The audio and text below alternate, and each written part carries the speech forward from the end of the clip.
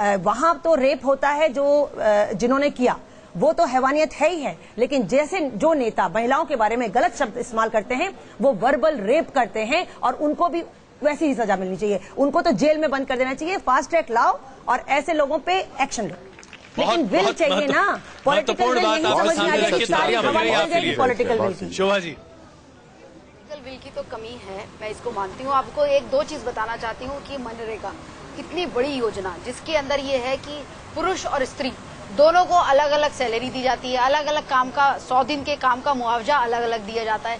इससे बड़ी जो ऐसे लोग जो अनएम्प्लॉयड लोग हैं, जिनको एक सरकारी इतनी बड़ी योजना चल रही है, उसके अंदर अगर स्त्री और पुरुष को अलग अलग सैलरी दी जाती है तो सरकार की पॉलिटिकल विल तो आपके सामने है। सरकार की पॉलिटिकल विल आपके सामने है कि विमेन रिजर्वेशन की बात करते करते कहीं पर तो महिलाओं के लिए नेता सोच नहीं रहे, आपके लिए बहुत चिंता की बात तो कह रहे हैं। आप देखिए ना, निर्भया फंड आया निर्भया फंड आया और देखिए क्या हुआ निर्भया फंड का। आपको किसी को पता है कि क्या हुआ पार्लियामेंट में उस? चलिए तो आइए अब सीधे चलते हैं जरा छात्र छात्राओं के बीच में भी, जरा इन लोगों से भी पूछ लें कि भाई क्या आपको लोगों पर यकीन है? विवेक, शुरू कीजिए आप। How can we trust those? हम उन लोगों पे कैसे भरोसा कर सकते हैं जो खुद ही इन सब चीजों में इन्वॉल्व होते हैं, जिनके बच्चे इन सब चीजों में इन्वॉल्व होते हैं? उन लोग के अगेंस्ट खुद कोई एक्शन नहीं लिया जाता है। आपका कोई क्लासमेट है जो कि किसी राजनेता का बेटा या बेटी है? सर, बट बहुत सारे लोग ऐसे होते हैं जिनके खुद राजनेता जो उनके बच्चे होते हैं वो खुद इन सब चीजों में इन्वॉल्व होते हैं। सो वो लोग खुद कैसे एक्शन ले सकते हैं अपनी फैमिली के अगेंस्ट? अच्छा, अब जी आप बताइए क्या कह रही हैं? सर, मैं जिस स्कूल से आई हूँ वहाँ पे किसी पॉलिटिशियन का बेटा था जो अपनी ही चलाता था। मैं जानती हूँ कि हमारे स्कूल की सारी लड़कियाँ उसके सामने जाने से भी डरती थी। मैंने वो फेस किया हुआ है। और I just want to tell you something sir, मैं मानती हूँ कि यूथ देश का भविष्य है, लेकिन मुझे नहीं पता कि क्यों हर कोई यूथ पे उंगली उठाता है। क्योंकि मैं अपनी मम्मी को देखती हूँ जो एट द एज ऑफ 50 है, उनको 50 and even more ever as of that male छेड़ते हैं। She faces eve teasing. My mom, being a daughter of a 19-year-old daughter, faces eve teasing. I really don't think हमारे पहले आप please उनका mindset change कीजिए। बहुत बड़ी बात आपने कही। जी पीछे आप जी कहना चाह रहे हैं? सर, जैसे बोलते हैं कि पॉलिटिक्स पे ट्रस्ट करे ना करे, वो तो खुद रूल्स निकाल के खुद ही वो नहीं करते। जैसे अभी बोला गया था कि लेडीज के लिए स्पेशल बस निकालेंगे, GPS लगाएंगे बस में, ऐसा कुछ भी नहीं हुआ। और मोस्टली आधे से ज्यादा नेताओं पे तो यही केस चल रहे होते हैं, उन पे ट्रस्ट करना तो बहुत मुश्किल है। ऐसा नहीं कर पा रहे हैं आप यहाँ पीछे भी आप जी बताइए। जी, मैं ये कहना चाहूंगी कि जैसे कि सब बोल रहे थे कि स्कूल में या कॉलेजेस में नेताओं पर यकीन है आपको? जो लोग मान लीजिए कल को आप ही के कोई दोस्त यहाँ पर पॉलिटिक्स ज्वाइन कर ले। जी नहीं, जो पॉलिटिक्स ज्वाइन कर लेते हैं उनको तो मतलब लगता है कि वो उस जगह की वहाँ पे सब जीत लिया है, वो कुछ भी कर सकते हैं। उन्हें ऊपर से सपोर्ट मिलता है तो उन्हें कोई डर नहीं होता, तो हमें उनसे डर लगती है। तो ये पूरा सिस्टम ही मेरे हिसाब से खराब है। उनको ये चीज हमें नेताओं पे बिल्कुल भी भरोसा नहीं है। हमें नेताओं पे बिल्कुल भी भरोसा नहीं है, क्योंकि भरोसा करने लायक वो कुछ काम ही नहीं करते, और काम जब करते हैं जब इलेक्शंस आने वाले होते हैं। अजय जी आप बताइए। सर, जैसा कि हमें पता है कि पॉलिटिक्स में अभी क्रिमिनल्स का ही सबसे ज्यादा मतलब है। बहुत सारे केसेस हैं, 1400 से ऊपर केसेस हैं, जहां यूपी में भी है और दिल्ली में भी है। बहुत सारे केसेस चल रहे हैं। तो मुझे नहीं लगता कि ये राजनेता और ये कुछ बदलने वाले हैं। ये अभी इलेक्शंस थे, इस वजह से इस पे डिसीजन आ गया है। तो ये निर्भय वाले डिसीजन में भी इलेक्शन का ही इलेक्शन का आप पीछे जी। सर, ऐसा होता आ रहा है कि मतलब डिसीजन पेंडिंग रह जाता है। इसे चेंज करने का सिर्फ एक ही तरीका है, हम पॉलिटिक्स ज्वाइन करेंगे, लॉ में जाएंगे और इसे अंदर जाके चेंज करेंगे।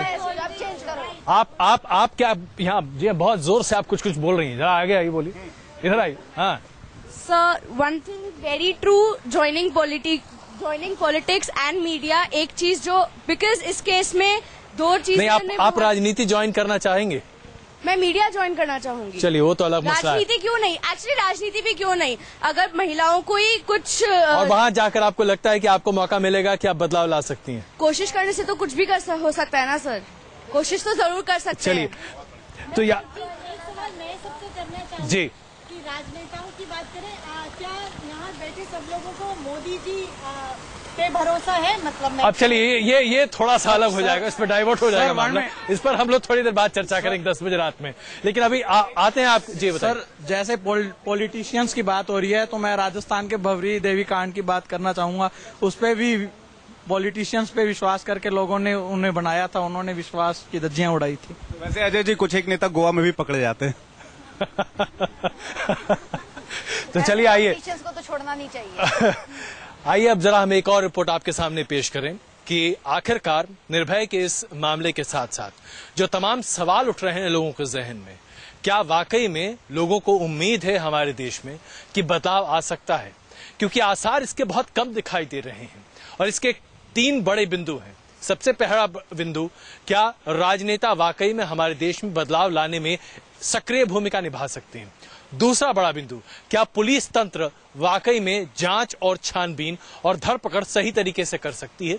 और तीसरा बड़ा बिंदु, क्या जुडिशरी, न्यायपालिका के पास इतना वक्त होगा कि वो तारीख पर तारीख के बजाय सीधे मामले को रफा दफा कर पाए? आइए देखते हैं लोग क्या कह रहे हैं इस पर। निर्भया के साथ हुए हादसे के बाद पूरा देश सड़कों पर था। हजारों आवाजें एक ही सुर में रेप के आरोपियों के लिए फांसी की सजा की मांग कर रही थी। बलात्कार के कानूनों में बदलाव करके उन्हें और सख्त करने की मांग की जा रही थी।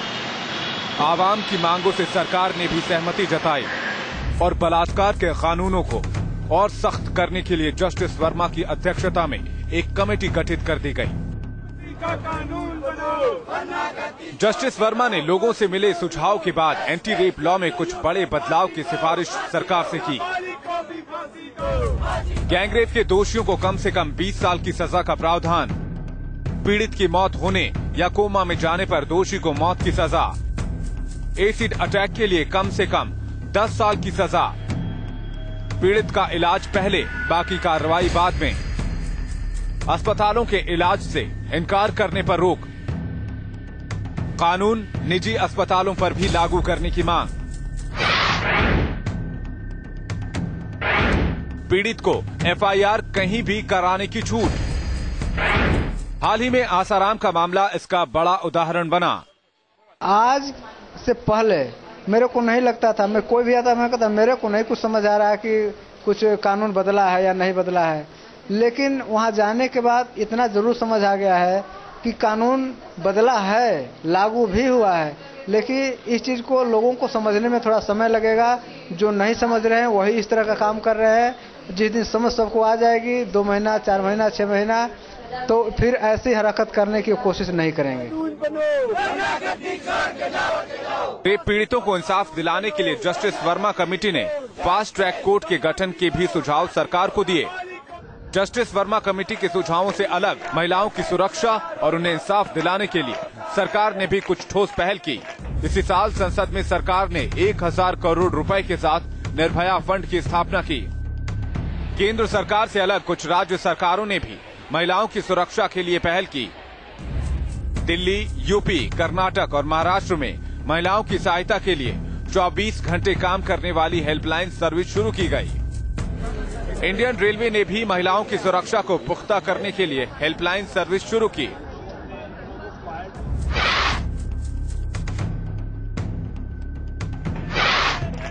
सरकार की ओर से महिलाओं की सुरक्षा के लिए और भी कई कड़े कदम उठाए जा रहे हैं, लेकिन तस्वीर का एक दूसरा पहलू ये भी है कि देश में रेप और गैंग रेप जैसी घटनाओं पर पूरी तरह रोक अब भी नहीं लगाई जा सकी है।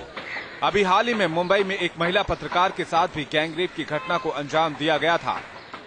देश के अलग अलग हिस्सों से अक्सर रेप की घटनाओं की सूचना आती रहती है, लेकिन निर्भया को सच्ची श्रद्धांजलि हम तभी दे पाएंगे जब रेप और गैंगरेप जैसी घटनाओं पर पूरी तरह से लगाम लगेगी। Team news nation. सिंह साहब, अब जरा हम आपसे समझना चाहेंगे, आपने एक बड़ी बहस को तो अंजाम दिया ही, जिसमें आपने कहा कि भाई तमाम बातें सामने आई, लेकिन राजनीतिक इच्छा शक्ति को लेकर हमेशा सवाल उठते रहे हैं। क्या आपको लगता है जो 3 बिंदुओं की बात हमने इस रिपोर्ट से पहले कही थी, उसका पहला बिंदु राजनीतिक इच्छा शक्ति हमारे देश में है या फिर शायद कभी नहीं आ पाएगी? जैसा मेरी बहन सुनीता गोदरा जी ने बड़ा स्पष्ट रूप से कहा है और वो कई कार्यक्रमों में इस बात को कह चुकी हैं, अन्ना जी भी यही बात कहते हैं और उनका आंदोलन भी यही था कि राजनीति जहां जड़ है, जो संसद है, जो कार्यपालिका, विधायिका, जो बना रहे कानून को, जो नियमन कर रहे हैं, वो संसद कोई अरे गरे नहीं है, वो हमारे देश के वो चुने हुए लोग हैं जो